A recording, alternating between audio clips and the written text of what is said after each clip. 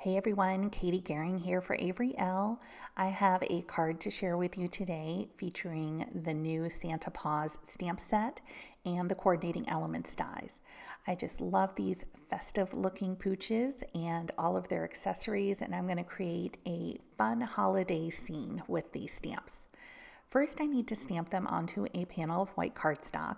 So I am using a Copic-friendly ink, and then I'm also using a pressure tool to run along the top lid of my MISTI, and this just helps ensure that there is even transfer of ink onto the cardstock. Once everything is stamped out, I'm going to add some color using Copic markers, and then I'm also going to go back and add some more details and shading using colored pencils. I die cut all of the stamped images using the coordinating elements dies, and I just use a little bit of washi tape to hold the dies in place.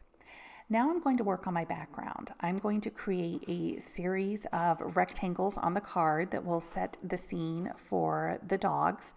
And for the bottom rectangle, I am using Distress Oxide ink in a color called Kitsch Flamingo, and I've masked off that bottom rectangle just using a large size post-it note.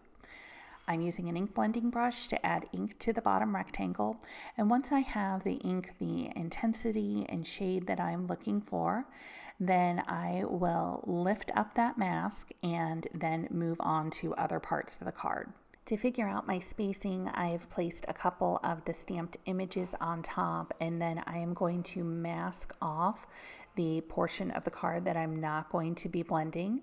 Again, I'm using one of those large size post-it notes, and then I'm going to add a mask to the bottom portion that I've already blended just to make sure that I keep that clean.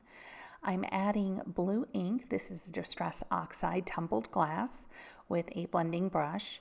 And again, once that is the color and the effect and the intensity and the blend that I'm looking for, then I will lift up the post-it notes and move over to the top right rectangle. And here I'm using Distress Oxide ink in a twisted citron color.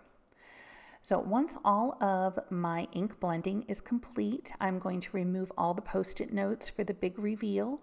And then to add a little bit more detail and interest to the background, I am just going to add some white ink using a paintbrush and sort of a spatter technique. I think this technique looks really nice on holiday cards because it kind of mimics the look of snow.